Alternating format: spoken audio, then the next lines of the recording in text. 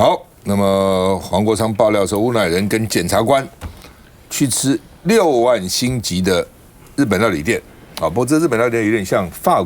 式的日本料理，我看那个照片照起来哈。那说当场有5个检察官在场，哇，一个检察官就不得了了，5个检察官都在场啊。那昨天还没有名字，今天名字都出来了哈。说是呢，这个吴乃仁还欠国家1.74亿哈。那居然呢，这个能够吃那么贵的料理店，那由这个人力中介公司的诚信董事长我不知道是不是他出钱了啊。那另外呢，这个台北地检署的检察官叫徐明居在那个地方那昨天传出来消息是这样，今天将更多的消息等我们讲哈。那另外呢，吴乃仁去的时候呢，还吸了一个正妹女伴那所以也引起大家瞩目，说这个女伴的话不多了，就是吴乃仁在讲那说呢，这个2017年的时候，吴乃仁也在台北大安区一个高档钢琴酒吧，叫做 OLA，当时身边有一个豪乳正妹陪同说那个时候正妹还不到30岁，皮肤白皙，身材窈窕一头呢到及腰的黑长发。那这次的裤装妹就没有像那样的这个。就比较成熟很多了讲成熟好，反正吴乃仁很厉害就是的意思是这样那他这个地点在什么地方呢？说是一个这叫做 Ed Extra 是纽约米其林2星的主厨 Kevin Rose 掌厨那超级时令菜单，每周呢调整1道菜肴精心设计，一共有10道菜那这个每餐最后的辅饭是陶科必点好吧，就是说这个我们看这个里面的位置像这样子那这种高级料理店为什么那么贵我一直在研究为什么，有一个特色就是他们位置不多所以一定要收很贵的钱嘛，因为我厨师的钱怎么管理费在这边。那很难订，都要排好几个月才订得到那这个法务部长郑明谦说，我已经着手行政调查，到底为什么他们跟吴乃仁同桌吃饭中间还有一个这个什么诚信的什么人力中介的老板那就想起说台糖鬼故是什么意思了？就吴乃仁当过台糖董事长，那个时候呢，这个洪其昌就去这个牵线，以这个低于市价2亿多元的价格卖给春龙公司。那被爆料以后呢，吴乃仁、洪其昌就被起诉，因为背信嘛那其中呢，这个赖清德呢就说保证这2个人是没罪的那当然，我记得蔡龙这个不是那个谢龙介就跟他辩论嘛说有罪那就无罪，然后就如果有罪谁就辞去公职这个政治生命就断了那后来呢，这个吴乃仁是有罪，洪其昌无罪了到2审的时候，原来3年多改成1年多这个吴乃仁那赖清德因为当时这样讲，我也愿意用我的政治生命来保证他们的清白所以呢，他们就讲说这是台糖鬼故事了赖清德曾用政治生命担保那后来为什么这吴乃仁被判有罪呢那这个吴思瑶就说呢，先调查清楚再说嘛，你不要看一个照片就说故事嘛。我们看一下。在中山区这间米其林日料名店隐秘性相当高，而且间包厢就要6万块。现在民众党立委黄国昌爆料，民进党大佬吴乃仁去年12月底就在这吃饭，而且席间还有检察官，甚至欠国家1亿7千万，到现在还赖着不还的吴乃仁没钱还国家，出入都是 BMW 大7系列。高档餐厅爆料吴乃仁的政治影响力，连检察官都得敬他3分。当天更是由从事人力中介的陈董招呼接待。黄国昌质问法务部长郑明谦，难道不管？这样合乎公务廉政律规范，我想这个就是完全按照我们那个伦理规范的规定。在第一时间，那个台北地检署已经启动行政调查，责请台高检来做行政调查。北检也说启动调查，但黄国昌批评恐怕也只是讲讲。现在北检的行政调查还有任何社会公信力吗？他可能知道里面是吴乃仁，他也得罪不起啊。讲话软趴趴的一个法务部部长，这时候该说什么？违反检察官伦理守则的，一律送评鉴、送弹劾。大家都沦为非常喜欢捕风捉影，到底彼此有没有认识，有任何的关联吗？这些东西都有待厘清。我感觉大家卖看到欧亚的亏情啊。同属新潮流的吴思瑶大酸不必无限上纲。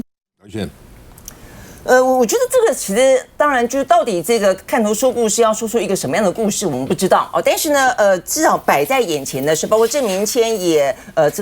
等于是承认了这件事情，就是说确实是有检察官跟吴乃仁跟商人一起吃饭。那这件事情非常的诡异嘛，我就说检察官而且还不止一个，还5个。那这个检察官很多就喊冤了，他说呢是因为其中一位徐姓检察官约了，那他们不知道有吴乃仁在场，也不知道有商人在场，他们知不知道谁付钱的？所以就不知道。他们有付钱吗？所以这个就是要去厘清这个整个的说法嘛。他们常常就是官员也好，就是有些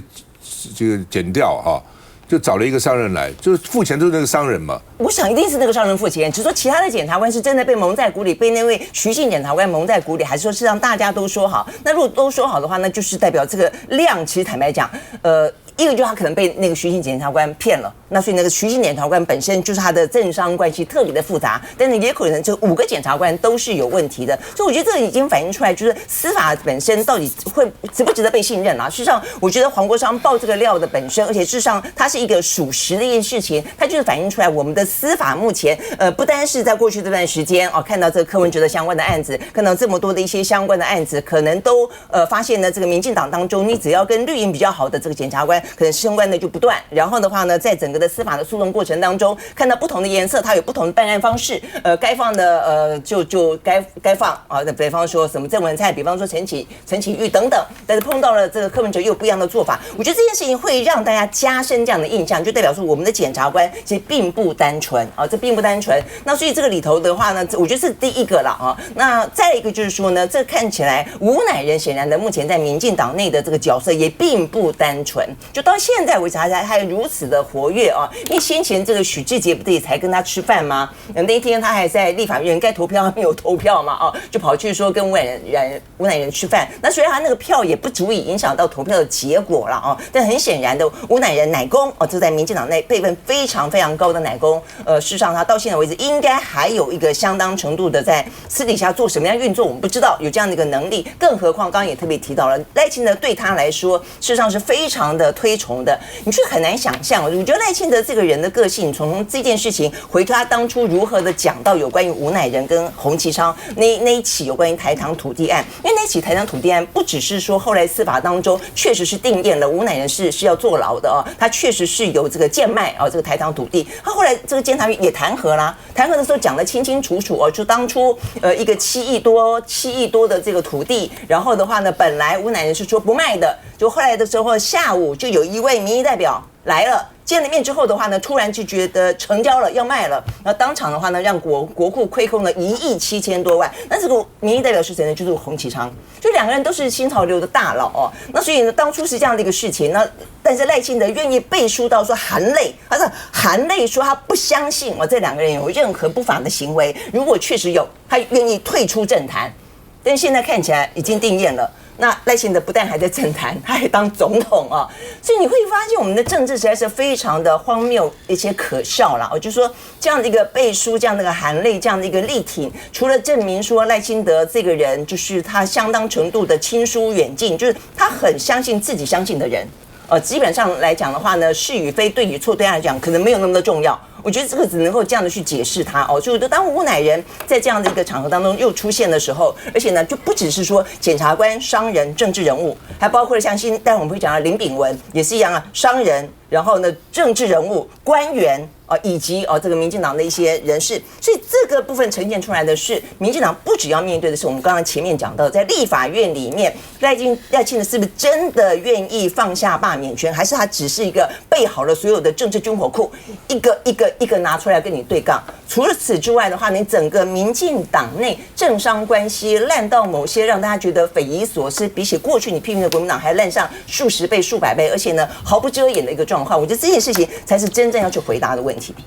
好吧，这个他们是说5个检察官呢是并不知道了，4个是被交起什么年终参会了。那我就要问了，这么高档的这个日本料理店6万块等于是一个包厢，你最低消费6万块，对不对？也没几个人，那钱谁付嘛？钱谁付？我觉得最重要的是钱谁付嘛。那如果是商人付，这很奇怪啊，为什么商人帮你们付钱呢？那你有没有坚持说对不起啊，我不要你付钱，我的钱我要自己出？有没有？没有的话，你就是吃人家商人的嘛，不是这样子吗？那为什么呢？休息再回来。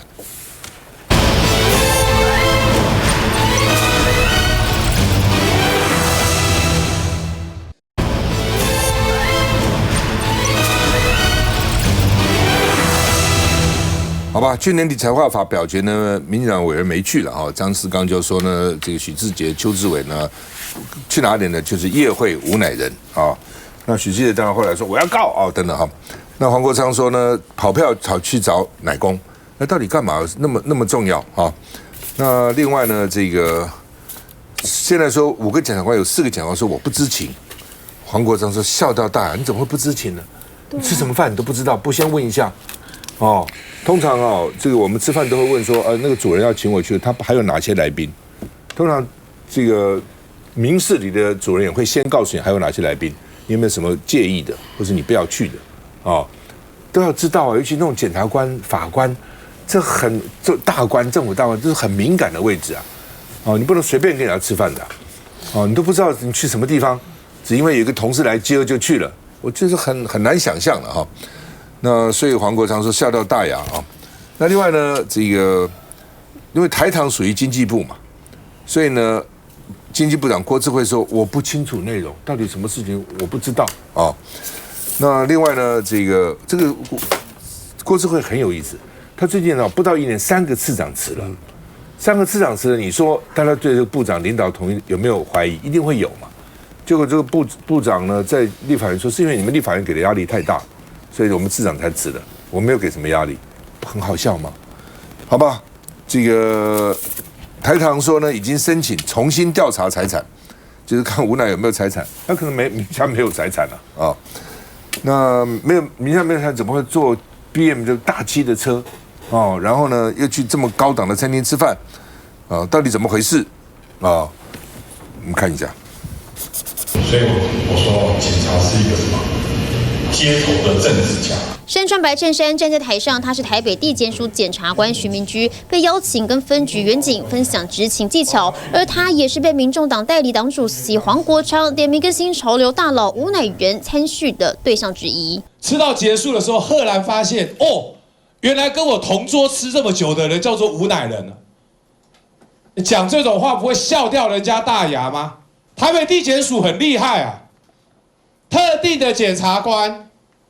非常会结交绿营权贵参事共有5名检察官在场，徐明居被指出就是召集人。他原先在士林地检署服务，再调往北检的公诉组，而检察总长邢泰昭曾经要求他回到侦查组来办案。徐明居一度被调往北检的缉毒组。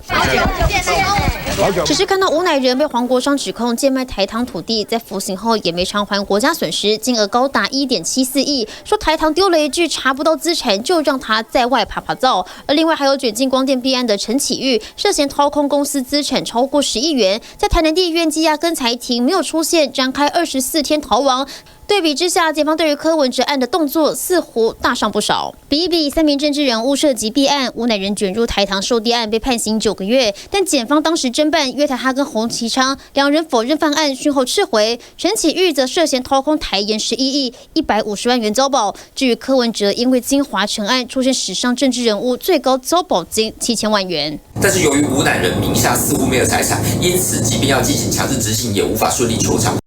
玉轩。我们可以看到这起事件这几次的司法案件里面，就是在111的司法节之前，给了民进党政府一记大耳光，而且呢是一个司法的笑话。刚刚这个国昌委员说，这个吃到最后才发现啊，原来我跟吴乃仁在吃饭。没有，今天《中国时报》有特地有不知名的消息人士指出说，这4个检察官呢是被设局他们认为自己是被设局，请君入瓮。到了当下之后，人家口罩一拉下来，才发现哇，吴乃仁坐在现场。那他们呢，还是吃完了2个小时。如果你知道对方是吴乃仁，然后你还在里面坐好坐满，卡巴北当行，你到底是什么样的心态？为什么会继续的坐在那个地方，跟你知道吴乃仁的现场继续把饭吃完？那这不就是凸显了一件事情？你知道吴乃仁背后是谁啊？你知道吴乃仁背后是赖清德总统过去用政治生命担保的吴乃仁，你知道他是绿营新潮流的大佬派系的指标，所以这不就是代表说，他面对了一个拥有权势，尽管他赖着不还，1.7亿追讨不到，名下没有财产，作为检察官，我还是把这2个小时的饭给吃完了。那这又怎么是解释呢？这不就凸显了一件事情？检察官在他们的这个内心里面，部分的检察官懂得要向上管理这种事情，这种心态是非常不可取的。在这样子的部分检察官知道要向上管理，根本就是破坏了现在的司法公正性。刚刚这个新闻里面有特别提到拿柯文哲主席的案子来做比较，其实基层的检察官论坛最近在针对这些司法案件里面已经是炸锅了，很多人他不甘被这些部分检察官所影响整个检察官的士气，他已经是破坏了一个制度的体系。所以我要讲，这个法务部长郑明谦说会行政调查，我觉得就只有几个字啦查无不法，谢谢指教。过去多少案子查到现在查不到东西的。我想吴乃仁他包含过去他的这个刑期已经服刑完毕了，然后那他当然现在还跟台糖有这个债务纠纷，所以这一场饭局里面，那到底是什么性质？谁的邀请？然后谈了什么？到底里面谈了什么？那我想黄国昌委员如果手上有证据的话，包含北检现在调查，包含郭智慧部长说也希望国昌委员可以提供给他。那我想不论是经济部或者是北检，他们都会去做相应的调查嘛。那我觉得就是国昌委员常常，我觉得他如果手上有更进一步东西，其实大不妨直接丢出来，因为他常常在用这一种有点影射的做法。像前阵子他指控总统府秘书长潘孟安说介入联合再生的标案，那这个案子他也讲了很久了，但至今为止，除了指控潘孟安曾经有在一场去餐叙上有跟联合再生的业者有一起吃到饭之外，他也没有拿出进一步的证据。所以我觉得其实大家对司法，我觉得是各政党可以标准一致啦。像刚刚宜轩发言人，其实我觉得宜轩发言人的推论谈得头头是道说因为检察官跟吴乃仁同桌吃饭，哇，那一定是检察官觉得他背后有权势，所以要向上管理，一定是主动有所企图。那这个是宜轩发言人的主观的一个诠释嘛。那我觉得或许这个是你的想法，但是问题是我们在看到这个柯文哲主席他自己陷入的案子里面，看起来民众党不踩这个路径啊。对，那同样按照宜轩发言人的逻辑，我也可以质问，那既然柯文哲主席明知道沈庆京希望他违背台北市政府的法令，违法给他120几亿的容积奖励，那为什么他还要在当市长期间17度跟沈庆京密会，违法是你讲的，到现在法院都还没认定这个是违法。所以那如果他一直，你就知道人家就是有所图，你也要放容积给他，你还跟他私下碰面10几次，到他家吃饭，到他公司吃饭，哇，这么多，那我是不是也可以很照你的逻辑，我也可以说，哇，那柯文哲一定这时候主观意志已经显现了。为什么黄国昌委员要提出证据？检察官跟吴乃仁吃饭就已经是不对了，而且所以就是检察官，我说他如果没有，就是法务部要去查，是啊，那已经质疑啦，是啊，所以为什么如果说都是质疑者要提出证据的话，这个国家需要司法检调吗？不，检调有不查吗？你们执政党都这么简单，你拿出证据啊！因为他需要执政党干嘛呢？具体的指控嘛，对啊，所以已经有这么具体的指控了。接下来就是司法检调自己要去查啦。他到底掌握了什么？对不对？会议上，就是你们要去查啦。你们永远都说，你要提出来啊！你不提出来，我就不查。那这是什么呢？这就是自我包庇啦。包含他指证联合再生跟不用查，光是这样吃饭就已经违反检察官的伦理规范，然后要求要提出。我告诉你，光是吃这顿饭就不对了。你没有当过公务员，你不对，你没有当过公务员，所以你就是这样包庇，就是你这种包庇的，我们现在检察官才会这么贪渎。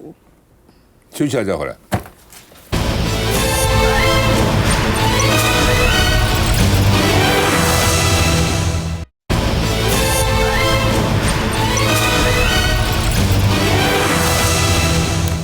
好，这个林炳文啊，弃保潜逃啊，其实一段时间啊都是很安静，咱也不知道这个人到哪里。但是呢，徐小新 po 一个相片呢，说梁文杰跟他在同一个餐厅，在他招待所啦，哦，然后呢吃饭，他突然就开始发飙了，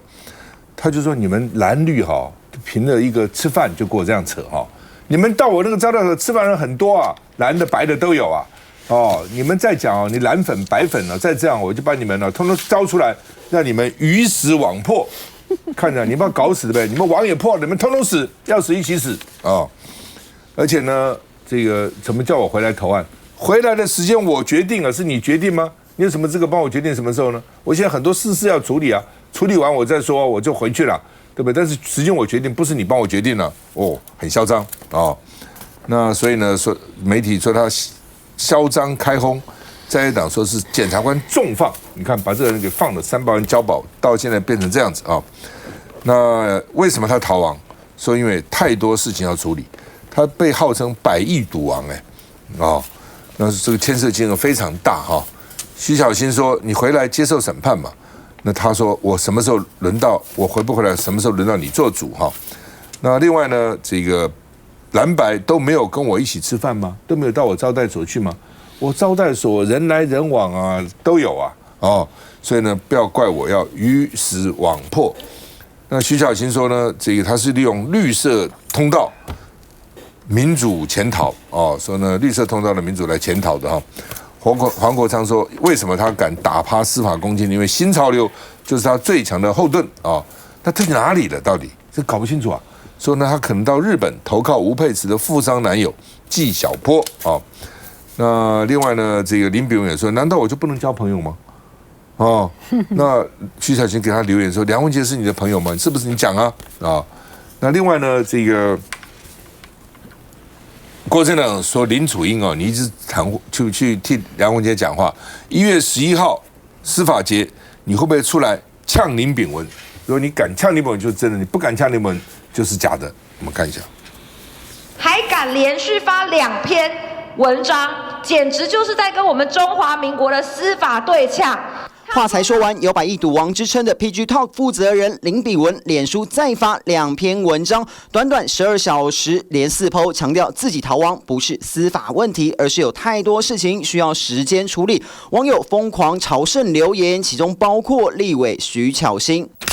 徐小新问：“不逃避，人在哪？先回来接受审判啦！”林炳文脸书回应：“有罪没罪不是你定的，回去时间我自己来定。何时轮到你帮我做主了？”我没有帮林炳文做任何的主，对于我的指责，我不逃避，坦然接受。那请问，不逃避，你人在哪里？那弃保潜逃不叫做逃避，叫做坦然接受吗？徐小新在留言接受审判，没说负责定罪，不要再硬凹，很难看，有够不要脸。林炳文反呛：“你才不要脸嘞！”没有看过全中华民国有这么嚣张的一个通缉犯。不止呛立委，也呛网友。看到有人说羡慕洗钱，还可以在这边发文。林炳文呛：“你是千里眼吗？我洗你的钱吗？我帮谁洗了？”自己有没有一点反省的心啊？有种回台湾，不要在那边发脸书废文讨拍。林秉文强调，交朋友不分蓝绿白，不要刻意抹黑我，只认识绿营的民众党、国民党就没人跟我吃过饭吗？还攻击我，别怪我鱼死网破。在挖曝光的人，事情只会更难看。巧的是，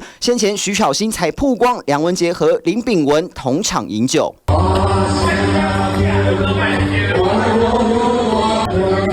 是为梁文杰辩驳，还是为自己澄清？身为网络公司老板，林秉文善用社群，也让自己成了流量密码。这林秉文，因为他那个时候交保嘛，然后没有限制出境啊，然后所以跑掉。然后其实一开始的时候，他被怀疑说他出国的时候，检方也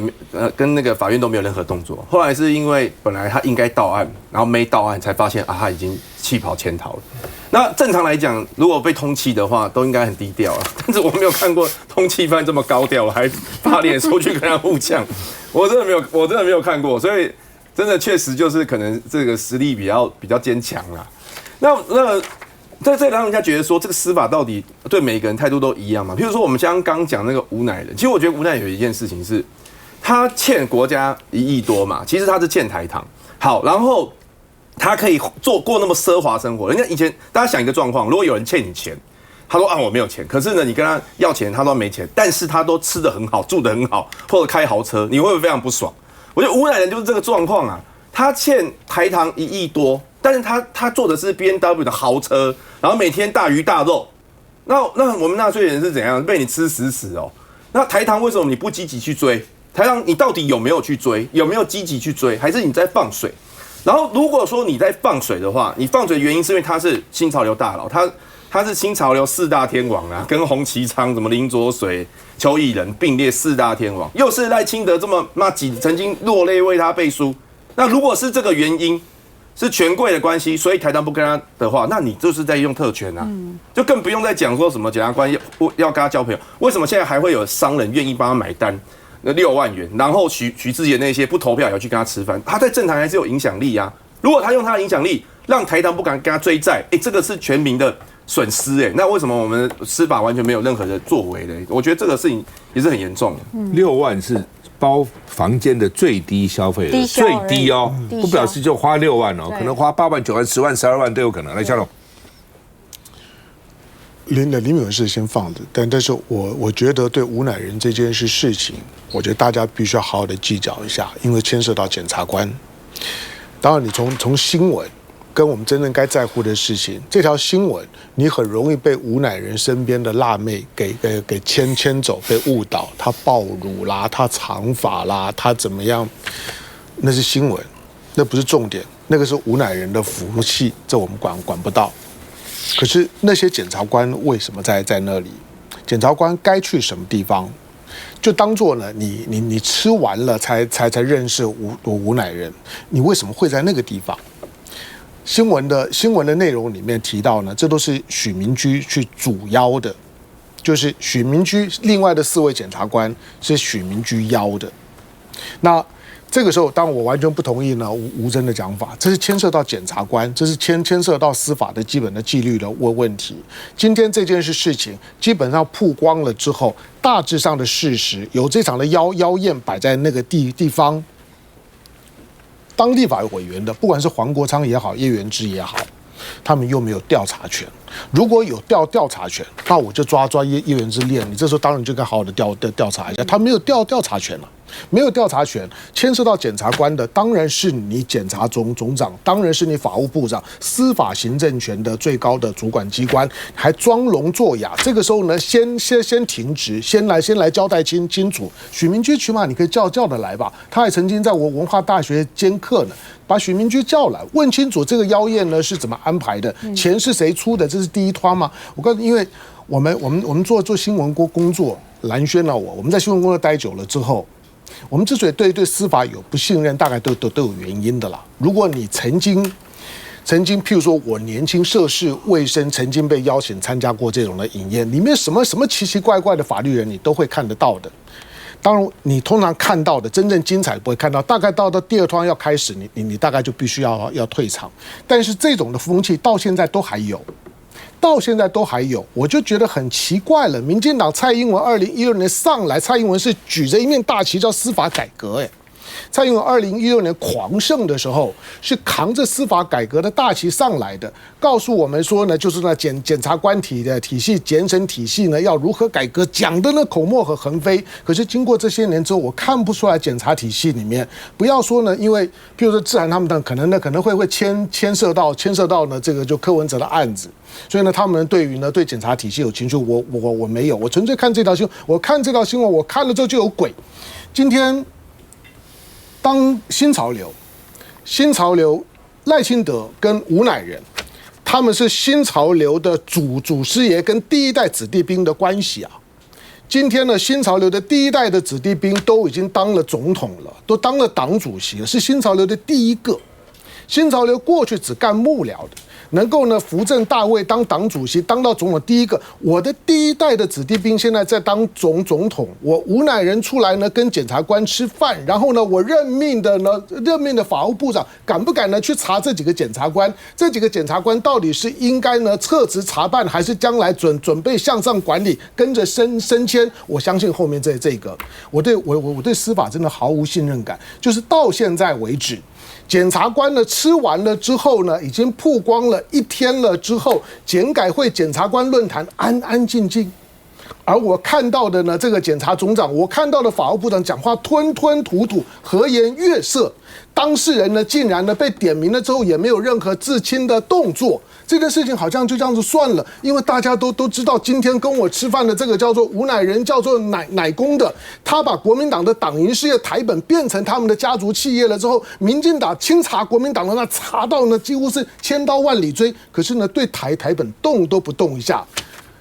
他是国民党党，是我跑新闻的时候，国民党标准的党营事业啊，比任何的党营事业更标准的党营事业。台本之后被掏空了，变成是吴乃仁的家族事业了之后，民进党追杀党产，竟然没有人敢去谈台本。你不觉得民进党真的就很烂吗？你今天呢看到呢吴乃仁坐在那个地方吃饭，牵涉到呢一堆的检察官，还有呢商人在旁边，辣妹不用管，他永远不要被辣妹呢给误导。我说你就盯着那几个检察官，请问你法务部长到底该怎么处理？至于林炳文，我欢迎你就是说继续出来咬，我管你蓝的绿的，最好通通都曝光，不要每一次事情发生就摆出一副说你以为呢蓝的白的就没有到我那边吃饭，得叫出来嘛，吃饭到会馆，我告诉你，每个人多多少少都可能会有经验了，但是之后发生什么事情，每个人经验不一样，不要呢用这种含沙射影的方式，觉得好像去过人大家都一样，然后呢用这种含沙射影去掩护某些人的清白。今天郑文灿他为什么 cover 你？今天梁文杰呢为什么感觉跟你过从生命？你也可以说没有。因为梁文杰过去这方面的事情是很多的，所以又提到梁文杰，他当我就又来了。你梁文杰怎么这么喜欢在这些场合里面晃？在澳门的时候，你也是你曾文灿，也是你梁文杰，为什么现在呢？到八八会馆又是你曾文灿，又是你梁文杰？大家当然会好奇啊。林炳文尽量出来咬，千万不要呢不小心又把脸书关了，咬到死为止，让大家看一看台湾的政治有多烂。真的咬到鱼死网破，给大家看一看，到底鱼是怎么死的，哪些鱼死的，网怎么破了。休息一下再回来。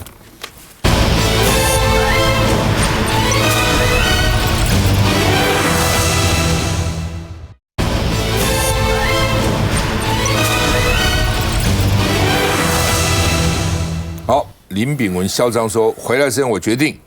法务部长怎么说呢？欢迎投案，欢迎，就是被骂赢，你这不欢什么赢啊？对啊。赶快投案，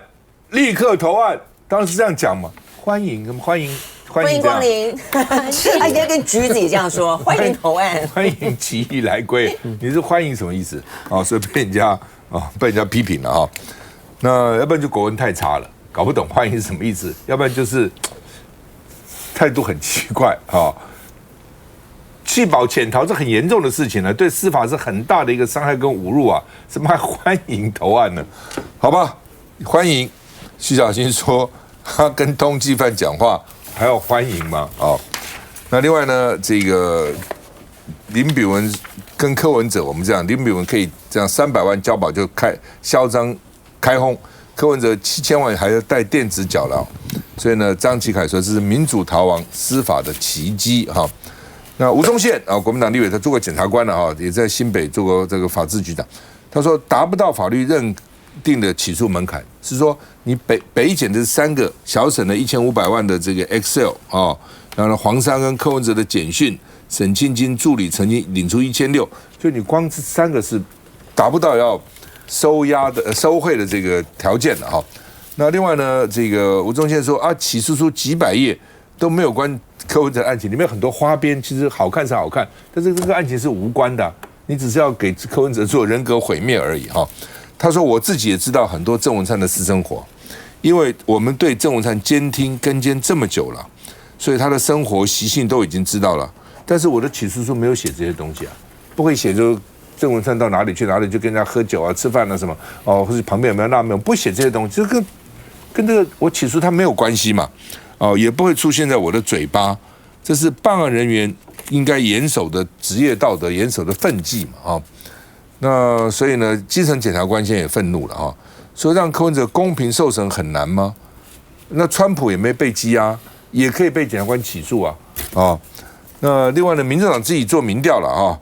那是说他委托叫做精确市场的这个机构了那认为这个41.5%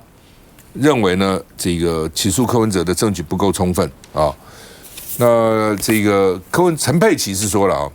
说柯文哲现在有点失智的前兆了，因为医生嘛说为什么讲话常常上句下句不怎么接上去，跟以前那个反应很灵敏跟他这个辩论搞不好陈佩琪讲一句话，柯文哲2句话堵住他不一样他说像失智前兆的老人一样，词语卡卡，舌头打结，下去不知道如何接上句然后呢用字遣词还要努力在脑海里去寻找资料而且看起来有点苍白虚弱，走路跌跌撞撞，步履踉跄那另外呢这个说柯文哲要这个开庭前一刻，柯文哲大概知道自己又要被关了所以呢他说今天晚上可以裹起来穿着睡觉的衣服就好了然后呢这个因为呢这个柯文哲穿上次交保的白色夹克了希望能够顺利，因为交保穿的衣服说希望自己还能交保了然后呢柯文哲跟他讲说呢这个好像很久不能回来了，我哭了，他也红了眼眶，然后呢离去前紧紧抱住我说，我这个人是不会讲肉麻话的，但是你又要一个人过日子了所以呢这个陈佩琪讲这话呢也是很有感伤了，我们看一下。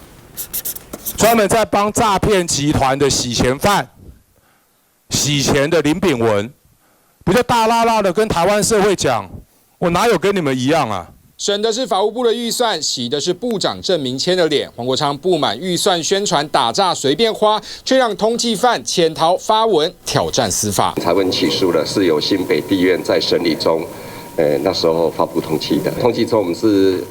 他如果能够投案，我想这个法院就可以能够进行审判。有问必答，但3句不离法院审理中。只是通缉犯还能公开发文说会逃亡是因为个人因素，法务部又是什么态度？这个我不予评论，这个我没办法去了解这个林炳文的这些，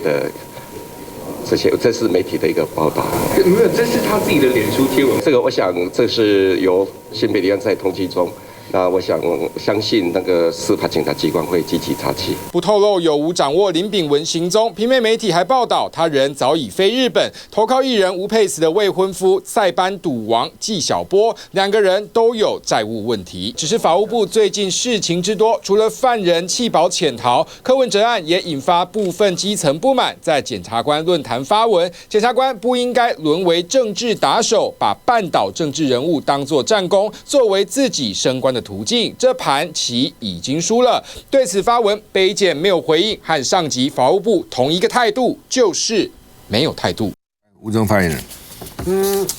林炳文这个，我想其实刚刚我们在座来宾有提到说，其实他如果说他手上像刚刚像我讲说，好有谁还有跟他有关系，甚至有谁有在帮忙他通通讲出来。我觉得其实林炳文他涉案已经非常明显，然后他现在又是弃保潜逃，那其实说政党标准一致，包含我们谴责他，然后我们认为司法检调机关应该，其实我觉得欢迎这个也讲的不语义也用的不太好，应该是赶快把他捉拿到案嘛。对，欢迎基本上也是好像有点被动。那我觉得其实这部分检调应该要去给国人一个交代了。智慧。我觉得有3个人赤裸裸的在打脸民进党。第一个陈水扁，保外就医到底要保外到什么时候？他不是每天都在外面晃啊晃，健康的要死，还主持节目哦。第二个就是无奶人哈，无奶人呢关9个月出来，1.7亿就不用还了，平均他的1个月值2000万，他的每一天呢值30万，然后还可以大摇大摆的跟5个检察官在那边吃高级料理哦，他的存在哦也是在打脸民进党哈跟司法。第三个就是林炳文，林炳文哦逃亡了以后还可以呛说，我告诉你，我就是爱交朋友哦，蓝绿白我都有朋友啊，来啊讲啊，你在威胁谁？你在威胁说你们这些蓝绿白不要对我穷追不舍哦！我告诉你，我都有你们的录影带哦，谁跟我吃饭哦，谁再继续追我，我就曝光你们，来啊曝光啊！我觉得我们就应该要发起一个政治人物接力呛林炳文，谁不敢呛谁是小狗，谁不敢呛谁就是林炳文的好朋友。好，我就来看看，除了徐巧芯敢呛林炳文还有谁不敢呛这个林楚英敢不敢呛？林楚英如果不敢呛的话，代表梁文杰真的是林炳文的好朋友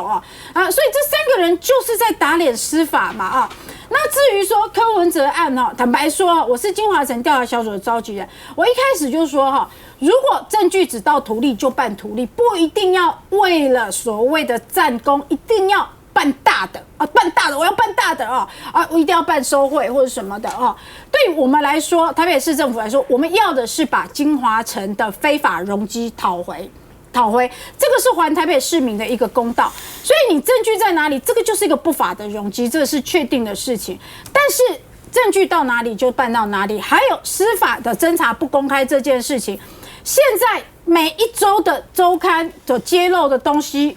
已经跟起诉书几乎8、7相像了嘛。那你北检，你法务部到现在还不用动作吗？你把这个调查小组每个人的通联记录拿来看一看嘛，到底谁扮演这个泄密的角色，很好查吧？你也查一下他们的通联记录吧。光这个司法这样大大的公开就已经把所谓司法的公正性完全的摧毁了，就变成这样子。来，宜萱。我还是要先回应一下吴峥刚刚说黄国昌在影射，连法务部长都说要行政调查的案件，你到现在还说黄国昌在影射，连这些检察官们都说我们是被设局的，你现在还在说他们影射，所以民进党现在是要帮吴乃仁来洗地才转移焦点吗？现在说连这个吴思瑶都说，哎呀，大家不要看图说故事，它的核心问题在于说吴乃仁今天欠了台糖土地这么多贱卖的钱。结果民进党现在全部人帮他护航，然后呢，到了林炳文，现在哪一个民进党敢出来谴责他说你赶快给我回来？就按照你们对民众党的标准，请问一下民进党哪一个人？你赶快给我回来，林炳文。林炳文赶快回来，我相信你没有去88会馆。请民进党内更多人呼吁，譬如说赖清德要呼吁一下。林炳文如果今天按照像吴峥这样的标准，今天郑明谦就不会说欢迎回来。我还帮你唱还音，欢迎我们欢迎你，对不对？这个东西就表示说，现在对于林炳文这个角色，到底法务部能不能够硬起来，这才是现在行政部门的做法。对，所以有媒体现在都讲说台湾司法平行时空啦。譬如说对林炳文可能就用欢迎的，但对柯文哲呢就一直要压嘛。因为所以刚刚好像之前那个宜萱有讲，就确实我也看到很多基层检察官在骂这个事情。第一个他们举例说，他说像川普也被很多起诉都定罪，可是他都没有被压。那现在柯文哲起诉书已经写好了，那表示证据已经巩固了，为什么非压他不可？然后第二个就是说，他们也没有看过这种起诉书是把构成要件都没什么关系的东西全部写在里面去，那这就是要毁他人设啊。所以这个感觉就是有在追杀嘛。林炳文的事情就是，今天吴峥喊很好，不过如果梁文杰出来喊，会更有说服力。林楚英也对林楚英那也很好，就是说关键人出来喊，就是说呢自清希望他尽快回来投案，希望呢他能够把所有他知道的，能够呢尽可能公开，让检察官呢有调查的机会，不要让大家呢再怀疑司法是有后门。现在大家就觉得说想跑的总是跑得掉，那到底是怎么一回事情？南轩，我就不只是说这个欢迎投案这个话讲的实在是太软了。我觉得这个什么可以让林美文这样讲，说我因为个人因素所以要弃保潜逃，那谁没有个人因素嘛？他说我有好多事情要办哦，我想说只要有好多事情要办，就可以先弃保潜逃啊。那所有的这些过去的，包括柯文哲也可以说那我有很多原因啊，你干嘛把我这个关起来呢？所以我觉得这个话实在讲的太荒谬了。我觉得现在到底谁是通缉犯，谁是法务部长，你发现完完全全